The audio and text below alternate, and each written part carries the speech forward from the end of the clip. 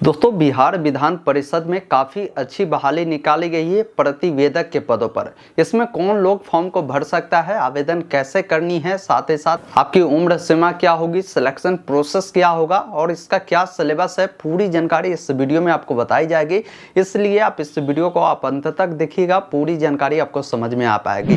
Video अगर आपको पसंद आए तो प्लीज़ इसे एक लाइक करिएगा और चाहते हैं आगे भी इस प्रकार की अपडेट आपको मिलती रहे तो चैनल को आज ही सब्सक्राइब करें ताकि आने वाली सारी अपडेट की जानकारी आपको मिल पाएगी। फिलहाल अपने स्क्रीन पर चलते हैं, पूरी जानकारी स्टेप बाय स्टेप बताते हैं। अभी आप देख पा रहे होंगे हम बिहार विधान परिषद के ऑफिशियल वेबसाइट पर है और आवश्यक सूचना में एक विज्ञापन जारी किया गया 01/2024 जो कि प्रतिवेदक के पदों पर है, जिस पर आप क्लिक करेंगे आपके सामने डिटेल नोटिफिकेशन आएगा और इसमें देखेंगे नोटिफिकेशन जो निकाला गया है बिहार विधान परिषद सचिवालय के द्वारा निकाला गया। विज्ञापन संख्या सेम है और पद जो है प्रतिवेदक का है। प्रतिवेदक को ही इंग्लिश में रिपोर्टर के नाम से जाना जाता है। ये रिपोर्टर के पदों पर बहाली है, जिसके लिए आवेदन प्रक्रिया जो इनके वेबसाइट है इस वेबसाइट से लिए जाएंगे। ऑनलाइन आवेदन आपकी जो है 10 जनवरी 2024 से स्टार्ट हो रहा है, तो 10 तारीख को एक डिटेल वीडियो आपको देखने को मिलेगा कि कैसे इसका फॉर्म भरना है। इसका अंतिम तिथि की बात करें तो 30 जनवरी 2024 तक रखे गए हैं और पेमेंट करने का भी लास्ट डेट वही है। इस डेट तक आपको हर हाल में पेमेंट कर देना है। कोई भी समस्या आपको होती है पेमेंट करने में या फॉर्म भरने में तो आपको 2 नंबर दिए गए हैं। इस नंबर पर सोमवार से शनिवार सुबह 10 बजे से 5 बजे तक आप कॉल कर जानकारी को प्राप्त कर सकते हैं। बाकी यहाँ पर आएंगे वही जानकारी दिए गए हैं और वैकेंसी के बारे में बताया गया है कि ये जो वैकेंसी है किस कैटेगरी के लिए कितनी रखी गई है। जैसे पद का नाम प्रतिवेदक है जो कि इसमें सैलरी की लेवल देखेंगे लेवल 9 की सैलरी है और हर कैटेगरी में बहाली है। कुल मिलाकर आपकी जो बहाली होने वाली है 11 पदों पर बहाली है, जिसमें मेल कैंडिडेट के लिए 8 है और फीमेल के लिए 3 पद है। तो कुल मिलाकर 11 पदों पर आपकी बहाली होगी। इसके लिए शैक्षणिक योग्यता क्या रखी गई है, कौन लोग फॉर्म को भर सकता है, तो समझ लीजिए इसमें शैक्षणिक योग्यता कम से कम आपको जो है किसी मान्यता प्राप्त विश्वविद्यालय से आपने स्नातक की उपाधि लिया होगा तो फॉर्म को भर पाएंगे। उसके अलावा सेकेंड क्वालिफिकेशन बताया गया कि हिंदी में आंसू लेखन यानी शॉर्ट हैंड का भी आपको नॉलेज होना चाहिए।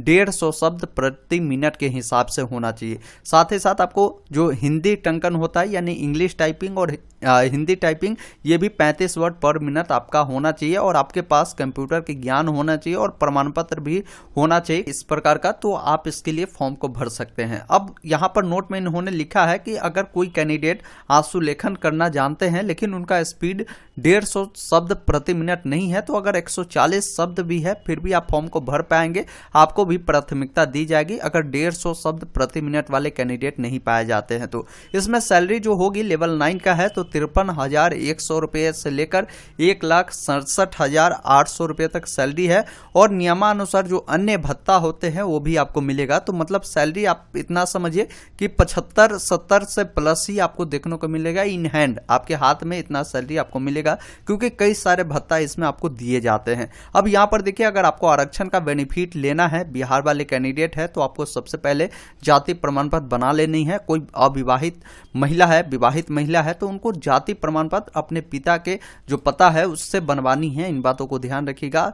अपने निवास प्रमाण पत्र बनवा लेनी है ताकि आपको बेनिफिट मिल पाए आरक्षण का। ये सब जो होता है जैसे ओबीसी वाले होंगे एनसीएल आपको बना लेना है, तो ये सब प्रमाण पत्र आप जरूर बना लीजिएगा ताकि फॉर्म भरने में आप आरक्षण का बेनिफिट उठा सकेंगे। बाकी नीचे जब आप आएंगे उम्र की जानकारी दिए गए हैं कि उम्र आपकी जो काउंट किए जाएंगे 1/1/2024 के अनुसार होगा। न्यूनतम 21 वर्ष और अधिकतम की बात करें तो 37 वर्ष रखा गया है। वही कोई अदर स्टेट वाले फॉर्म को भरेंगे उनका भी जो मैक्सिमम एज होगा 21 से लेकर 37 वर्ष तक ही होगा। बिहार वाले जो कैंडिडेट होंगे जो आरक्षित कैटेगरी में आते हैं, जैसे मान लीजिए कोई अनारक्षित के महिला है यानी जनरल वाली महिला है या BC1 वाले या BC2 वाले मतलब BC वाले पुरुष महिला है उनको 40 वर्ष अधिकतम है। SC ST को 42 वर्ष यहाँ पर दिए गए हैं। बाकी यहाँ पर जब नीचे आएंगे तो परीक्षा की पद्धति बताए गए हैं, किस प्रकार आपकी एग्जाम होने वाली है। तो देखिए आपकी परीक्षा जो है 3 चरणों में होगा। जैसे यहाँ पर इन्होंने बताया है कि जो आपकी प्रथम चरण होगी वो प्रारंभिक परीक्षा होगा, जो कि OMR सीट पर होगा, जिसमें बहुविकल्पीय प्रश्न होंगे, 4 ऑप्शन होंगे, उसमें एक सही करना होगा। अब इस परीक्षा को जो कैंडिडेट क्वालिफाई कर जाएंगे उन कैंडिडेट को द्वितीय चरण होगा, जिसमें बताया गया है कि हिंदी आशुलिपिक यानी आपका शॉर्ट हैंड की जांच होगी। इसके अलावा हिंदी इंग्लिश का जो टाइपिंग टेस्ट है वो आपका होगा। फिर आपका MS वर्ड और प्रोसेसिंग का जो ज्ञान है वो जांचा जाएगा। यह सेकंड चरण है। जब इसमें आप कंप्लीट कर जाते हैं तो थर्ड चरण जो आपका होगा वो आपका इंटरव्यू होगा। तो इन बातों को ध्यान रखिएगा, ऐसे आपकी पूरी प्रक्रिया होने वाली है। अब जो कैंडिडेट यहाँ पर इन्होंने क्लियर बताया है कि प्रारंभिक परीक्षा में सफल होंगे, उन्हीं सभी का जो आंसू लेखन की परीक्षा है वो ली जाएगी। फिर आपका जो हिंदी टंकन की जांच है वो ली जाएगी। इसमें इन्होंने क्लियर बता भी दिया है कि आंसू लेखन की जो परीक्षा होगी इसमें आपको कितना समय दिया जाएगा। तो बताया गया कि 5 मिनट दिया जाएगा। आंसू लेखन हिंदी की जो परीक्षा है 5 मिनट में 150 शब्द प्रति मिनट के हिसाब से 750 शब्द होगी, ये आप ध्यान रखिएगा। तो इस प्रकार इन्होंने पूरी जानकारी भी दे दिया है। साथ ही साथ नीचे जब आप आएंगे तो प्रारंभिक जो आपकी परीक्षा होगी उसका किस प्रकार होगा, तो देखिए प्रारंभिक परीक्षा आपकी जो होगी वो वस्तुनिष्ठ प्रकार के होंगे।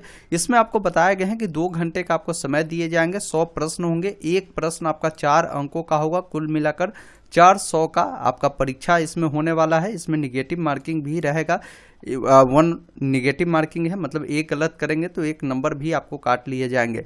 आपके जो परीक्षा होंगे वो हिंदी इंग्लिश माध्यम में आपके प्रश्न पत्र रहेंगे। आप जिसमें भी कंफर्ट है वो उसमें आप परीक्षा दे पाएंगे। प्रारंभिक परीक्षा में जो पूछे जाएंगे वो सामान्य अध्ययन से 40 प्रश्न होंगे। इसके अलावा सामान्य विज्ञान गणित से आपके 30 प्रश्न होंगे। मानसिक क्षमता जांच एवं तार्किक विचार से जो आपके होंगे 30 प्रश्न होंगे, उसकी जानकारी आपको दिए गए हैं। बाकी नीचे जब आप आएंगे उसमें प्रॉपर किस किस टॉपिक से प्रश्न पूछे जाएंगे सामान्य अध्ययन में उसकी जानकारी दे दिया गया है। तो विषयवार यहाँ से जानकारी को देख पाएंगे। ऑनलाइन जब करेंगे तो आपको परीक्षा शुल्क देना होगा। तो कितना देना है, तो जो कैंडिडेट यहाँ पर सीधा समझिए कि अगर बिहार के हैं SC ST वाले कैंडिडेट है उन कैंडिडेट को यहाँ पर 600 रुपया देना है। बाकी जो जनरल वाले कैंडिडेट होंगे, जो OBC वाले होंगे और जो अदर स्टेट वाले होंगे उनको 1200 रुपये यहाँ पर आपको देने पड़ेंगे ऑनलाइन आवेदन करने के लिए। यहाँ पर वही पूरी जानकारी दी है कि पेमेंट कैसे करना है। तो आपको इसका डिटेल वीडियो जो है 10 तारीख को आपको मिल जाएगा कि कैसे इसका फॉर्म भरना है। स्टेप बाय स्टेप प्रोसेस आपको बता दी जाएगी। मैं उम्मीद करता हूँ आपको पूरी जानकारी इस भर्ती के बारे में मिली होगी कि कौन कैंडिडेट भर सकते हैं, कौन नहीं भर सकते हैं।